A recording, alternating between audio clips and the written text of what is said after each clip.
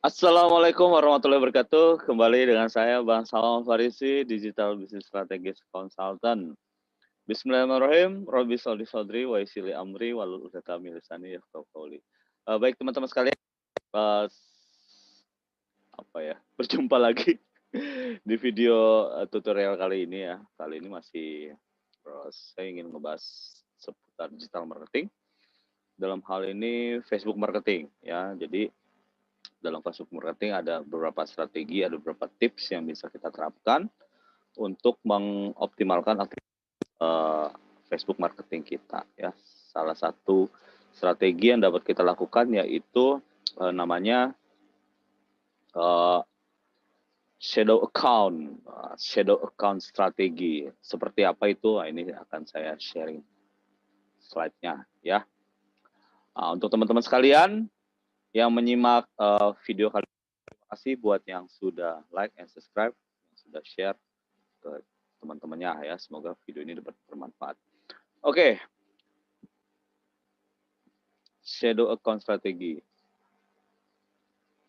Shadow account strategi ya, sebelum kita bicara shadow account strategi, kita bicara dulu mengenai behaviors dari customer journey ya. Dari customer kita harus pahamin dulu seperti apa sih sebenarnya behaviors mereka sebelum mereka pada akhirnya membeli produk kita gitu ya. Nah, ketika kita mendapatkan prospek yang hot buyer ya, karena sebuah produk kita ya, mereka akan mencari dengan umumnya, mereka akan mencari dengan menggunakan kata-kata kunci seperti yang berdasarkan manfaatnya. Jadi misalnya mencari vitamin untuk anak misalnya ya, tips untuk anak supaya bisa cerdas misalnya ya. Jadi seperti itu ya kata kuncinya. Jadi jarang sekali langsung cari produk ya, kecuali memang mereka sudah pernah lihat ya, sudah melihat sebuah produk ya. Kan ini dalam strategi search engine itu keyword yang digunakan itu adalah keyword-keyword yang merupakan berdasarkan fungsi ya, manfaat ya, atau bisa terkait dengan tips dan trik ya, tips dan trik.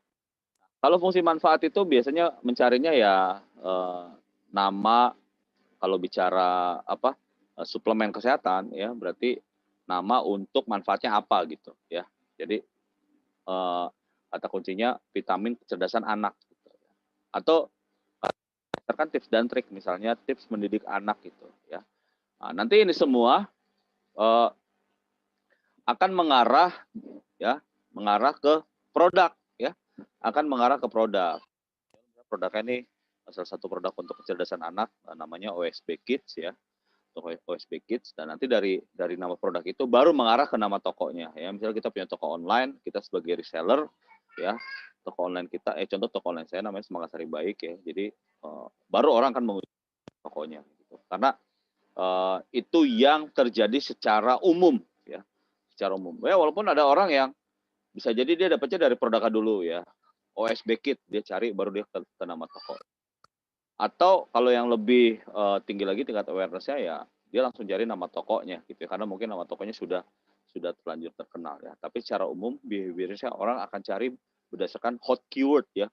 Keyword-nya itu berupa apa namanya? Berupa kata-kata yang terkait dengan manfaat atau tips dan trik ya. Sehingga apa teman-teman ya? Sehingga dengan pola seperti itu ya, pola seperti itu ini akan mendorong apa ya? Akan mengukur seberapa aware sebenarnya, seberapa aware si target pelanggan kita itu ya, tingkat awareness-nya gitu ya. Kalau dia tingkat awareness-nya masih sebatas mencari nama apa ya, mencari manfaat ya, berarti aware-nya dia terhadap keberadaan brand kita itu masih rendah. Berarti kan ada orang cari nih, kata kuncinya suplemen untuk kesehatan anak atau suplemen untuk kecerdasan anak. Dia nggak tahu tuh nama toko saya ya, nama toko saya kan namanya Semangat Hari Baik Store misalnya. Dia nggak tahu, berarti tingkat awareness-nya masih rendah ya. Jadi gimana cara kita menggiring ya dari mereka-mereka yang tingkat awareness-nya rendah tapi merupakan hot buyer ya, sehingga mereka tahu kita dan sehingga akhirnya mereka mau dari kita gitu. Nah, jadi bicara strategi shadow account ini ya, atau akun bayangan ini, itu adalah bicara untuk strategi membangun awareness ya. strategi untuk membangun awareness. Untuk apa? Untuk dia digiring ke akun utama kita, yang mana itu merupakan akun brand kita. Nah, dalam implementasi pembuatan Facebook page ya, umumnya orang akan membuat Facebook page berdasarkan nama brandnya dia, gitu ya, berdasarkan nama brandnya dia. Ya, umumnya seperti itu ya. Cuma kan nggak semua orang tahu ya nama brandnya apa gitu ya. Ya, sehingga perlu kita membuat akun Facebook lain ya atas namanya nama produk. Kalau tadi berarti namanya OSB Kids misalnya. Atau nama akun yang terkait dengan komunitas karena untuk menginfokan tips dan trik ya. Ya, yang mana itu menjadi hot keyword ya, hot keyword orang mencari gitu ya. Jadi kurang lebih seperti ini ya. Karena ujung-ujungnya semua buat bisnis kita gitu ya. Karena orang bisa jadi masuk dari sini, bisa jadi masuk dari sini, bisa jadi masuk dari sini. Gitu ya. Ini bisnis kita juga. Nah, contoh kayak gimana? Contoh kayak gini. Misalnya kita punya Facebook page namanya nama produk ya. Nama produk itu bisa berdasarkan fungsi dan manfaatnya, misalnya herbal untuk kecerdasan anak ya. Atau langsung namanya OSB Kids misalnya ya. Ini kan OSB Kids ini kan herbal suplemen untuk kecerdasan anak. Ya. Atau kita bisa buat berdasarkan akun komunitas ya untuk menjawab pertanyaan-pertanyaan orang yang search keywordnya tips trik mendidik anak, tips trik merawat anak, tips membuat anak cerdas dan seterusnya gitu ya. Karena konten di sini ya bisa jadi dominansinya itu tips dan trik mengenai mendidik anak dan sebagainya. Ya. Kalau konten di sini bisa jadi dominansinya banyaknya testimoni ya, ada juga artikel-artikel tentunya, tapi bobot kekuatan untuk menginformasikan produknya itu jauh lebih kuat gitu. Ya karena namanya aja udah nama produk gitu. Nah, yang berikutnya baru berdasarkan nama brand atau nama toko online kita ya. Brand kita kan ini reseller kan tokonya toko online ya, brandnya toko online. Ya, jadi nama tokonya Semangat Hari Baik ya. Gimana kalau brandnya kita sendiri? Ya udah nama brand kita gitu ya. Baru mengarah ke bisnis kita. Nah, ini adalah strategi shadow account sehingga ketika kita membuat Facebook page itu kita buat beberapa akun tuh ya. Bisa jadi punya Facebook nama produk ini kita punya 2 ya, yang ini kita punya 2 ya, yang ini cukup 1. Jadi ada banyak pintu masuk untuk masuk ke brand ya. Ada banyak pintu masuk untuk masuk ke brand kita.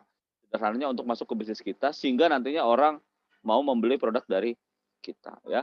Nah, selanjutnya apa? Selanjutnya udah strategi konten marketing, strategi Facebook Ads dan sebagainya ini bisa kita terapkan di masing-masing kanal akun ini.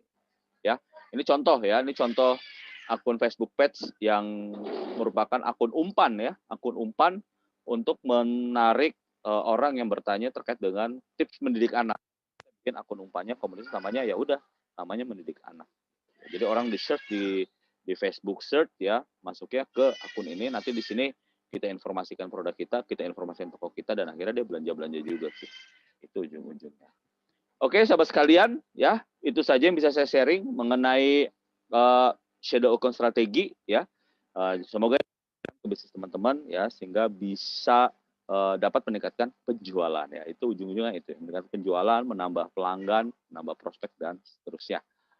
Oke, kalau ada pertanyaan silakan tulis di kolom komentar. Kalau ada yang suka sama video ini di bagian mana, boleh tulis di kolom komentar. Kalau nggak ada yang suka, boleh juga tulis di kolom komentar. Boleh kasih like ya, jempolnya, boleh kasih dislike ya. Bebas-bebas saja ya. Kalau ada ide untuk video berikutnya, silakan tulis di kolom komentar. Ya, sekali lagi terima kasih buat teman-teman yang sudah menyimak video ini ya. Sampai jumpa di video berikutnya. Ya, semangat berbisnis, semangat hari baik. Assalamualaikum warahmatullahi wabarakatuh.